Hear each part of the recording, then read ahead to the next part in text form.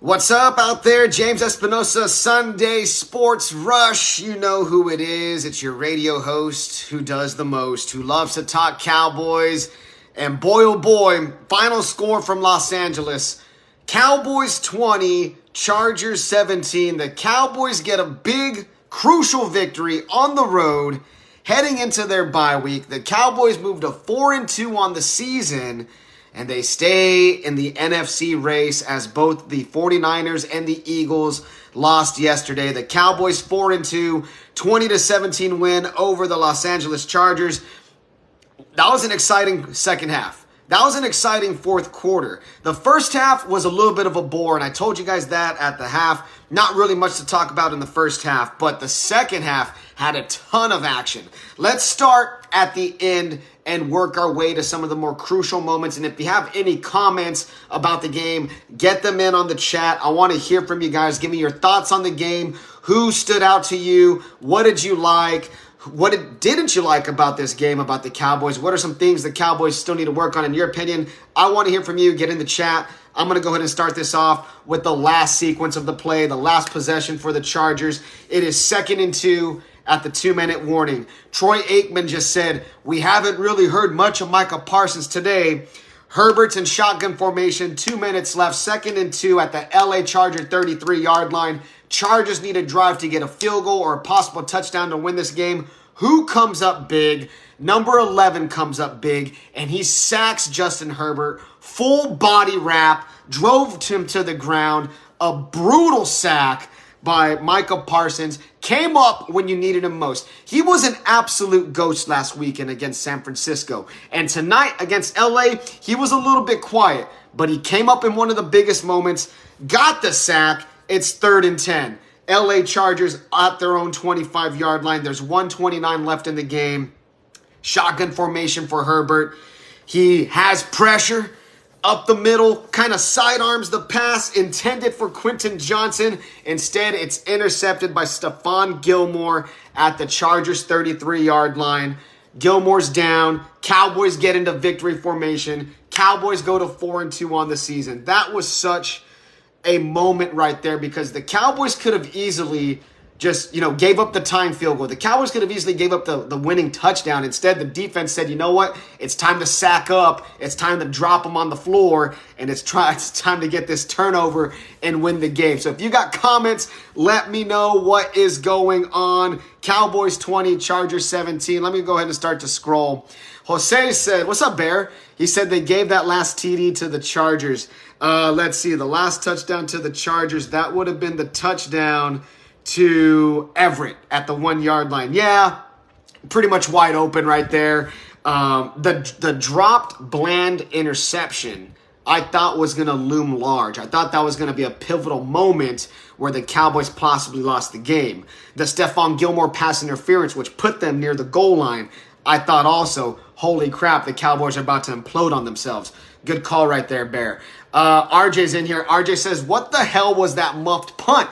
Dude, I'm about as confused as anybody on the muffed punt. First of all, Jalen Tolbert got blocked into Turpin. And according to the rules, once Turpin and Tolbert are engaged with each other and he got blocked into him by some weird rule machination, it's not an interference call. And so Tolbert thought that, Turpin might have touched the ball, or even he might have touched the ball in the process of that, and he went to go and try to grab the ball. Tolbert had no idea what the hell was going on. He tried to save the day. He tried to make a play. I can't really fault him on that. It was a boneheaded move. It was confusing as all hell, but in the end, it worked out for the Cowboys. 20-17. Steven's in here. What's up, man? Steven says, I almost put Parsons on a milk carton. So did I, bro. We almost had to send out an alert to all of our phones that Micah Parsons was missing. But boy, oh boy, he came up huge. And the way he laid that hit on Justin Herbert also, that was mean, bro. That was a mean sack right there. Cowboys 20-17 over the Chargers. If you have any comments, get them in. Chip, what's up, my man? Tex says, how about them Cowboys? How about them Cowboys indeed? And look, the Cowboys now moved to 10-1 in the Mike McCarthy era after a loss. So if anything, Mike McCarthy, for all of his questionable moments, for all of his questionable play call decisions, for all of his clock management decisions, which we saw today at the end of the first half, he knows how to at least get a team up after a loss. And now they're 10-1 after a loss in the Mike McCarthy era. And they're going into the bye feeling a little bit good about themselves, getting a win on the road, and being 4-2 at the bye week. So Cowboys did the job tonight. Let's go ahead and look at some other key moments that I thought were pretty huge. Brandon Cooks came up pretty freaking solid here in this second half. Brandon Cooks finished the night with 4 receptions, 36 yards, but he also had a rushing attempt of 14 yards on that end around. He did have that crucial touchdown for the Cowboys. And on that play, I don't know if y'all guys noticed this, but I sure did. On that play, shout out to Tony Pollard for picking up the block and giving Dak Prescott just another split second or so to make that throw to Brandon Cooks, who was coming across on the crossing route. Beautiful play by Pollard. Excellent throw by Dak Prescott. Prescott was falling away. He needed to put it on the damn money, and he did. Give me one moment here. Another moment. It was a third down, I believe, when Dak Prescott fired a ball to Brandon Cooks beyond the sticks, and Cooks went up and grabbed it. Beautiful catch by Cooks. Loved it. Loved seeing Brandon Cooks making plays for this damn offense. They need somebody. They need that second receiver to step up because Michael Gallup, Michael Gallup, in my opinion, a little bit washed coming off of that knee injury. Let's get to some more of your comments here. I see you guys in here. JC says DCFL. Yes, sir. DCFL for life, baby. RJ, hope after this they start to get Cooks more looks. He's way too fast to not get looks. Exactly. Get your skilled players the ball, Mike McCarthy. Get the fast guys the ball. The guys who can make people miss, they should have the ball. If I know this, if you know this, you would think a Super Bowl head coach would know this, right? Mike McCarthy, get Brandon Cooks the ball a little bit more, damn it. Marcos Matakin, my good friend Marcos Matakin, my co-host of the Sunday Sports Rush. He says that the Cowboys are the second best team in Texas right now. No. Sorry, man. I know you're a Texans fan. I get it. I love what the Texans are doing. No disrespect to the Houston Texans, but you line up the Cowboys and Texans on the field, the Cowboys would eat up C.J. Stroud. My guy, please, be real. I think the Cowboys would win that game, first and foremost. So, love you. I love the Texans, and I love the fact that you're making me a little bit more of in tune with the Texans, Marcos. But no, the Cowboys would eat the Texans up, in my honest opinion. Luis Garza's in here. What up, Luis? One of my good buddies. Luis says, Dak looked fresh, man. Pretty much seemed like his decision today was one read, and if not there, use his feet. I'm all for it. And that's what the West Coast offense, the Tex Coast, which I'm so annoyed at that, that's what it's about. One read, boom, boom, boom. 1, 2, 3 step drop. Read, not there, let's go. Read, second read, not there, use your legs. That's what it's about. And Dak, he moved out of the pocket, made some throws on the run, used his feet, picked up some first downs. Dak Prescott had 7 carries for 40 yards, 1 touchdown of 18 yards, which was a beautiful touchdown run on a 4th and 1 back in the first quarter. So Dak, using his legs, averaged about 5.5 yards per carry. That's what you like to see. That's what makes this offense a little bit more dangerous, is when Dak is able to move and scramble effectively. CeeDee Lamb, guys, 7 receptions, 117 yards on 7 targets. Every time they went to Lamb, he caught a football. He averaged 16.7 yards per reception. Big plays from Lamb all day long. You love to see that, especially coming off of that San Francisco game, and especially having some of the frustrations that CeeDee Lamb did show post the San Francisco game. So if you have any more comments, please get them in. Post-game show, it's Cowboys 20, Chargers 17 as we head into the bye week. JC is in here. He says, I'm glad Dak finally used his legs in the red zone. Same here, my guy. I talked about it in the halftime video. The Cowboys had been teasing that for quite some time. They've been teasing that little option, but every single time the Cowboys had handed it off.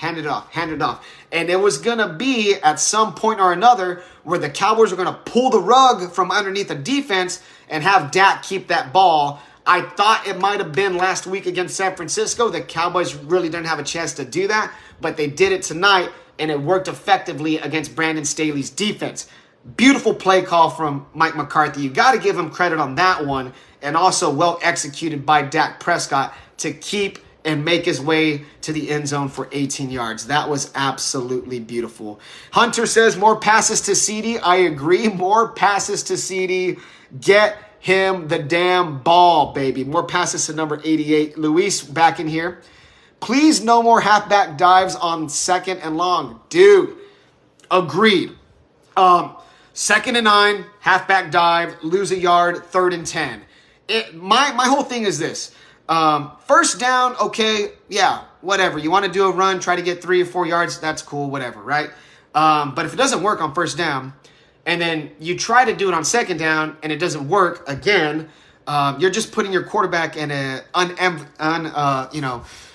position that is not enviable, right? When it's 3rd and 9, 3rd and 10, that's going to be hard for any quarterback, any Pro Bowl quarterback, any All-Pro quarterback. You consistently put them in 3rd and long, your offense is not going to succeed. So yes, I do have some issues with those 2nd and 9 runs that go nowhere. Pretty mind-boggling to think at sometimes, but that's how it goes. No more of those, please, or at least limit those a little bit. Nick says, we them boys. We are them boys as of now. As of now. Still a lot to work on, Nick. Marcos back in here. Let's see. What, in your opinion, needs to happen for them to keep this momentum going forward? In my opinion, for them to keep this momentum going forward, it's a lot like what we saw tonight, right? You got to do the Dak Prescott, the quick passes. You got to be a little bit more willing to go vertical and attack the middle of the field in the intermediate routes. Whenever the Cowboys for the majority of the season, Dak Prescott has completed 52% of his passes from 9 yards and under. Very short. He's rarely attacked intermediate. He's rarely attacked long. And most of his passes are on the boundaries, on the outside of the numbers. So defenses know, sit on the outside. Defenses know to sit underneath because the Cowboys statistically attack there a majority of the time. So that's why you get tight coverage on the slants. That's why you get Dak trying to fit it into tight areas, is because of the way the way the routes are being constructed by Mike McCarthy's offense. Ideally, you'd like to stretch the field a lot more. Thought the Cowboys did that tonight. Thought the Cowboys utilized all sides of the field. So what you saw tonight from the Cowboys, despite them only putting up 20 points, they did have moments where they did move the ball effectively, and you would like to see that a lot more often. So got to continue to try and stretch the ball and get the ball to your playmakers down the field and not be so conservative with those short passes.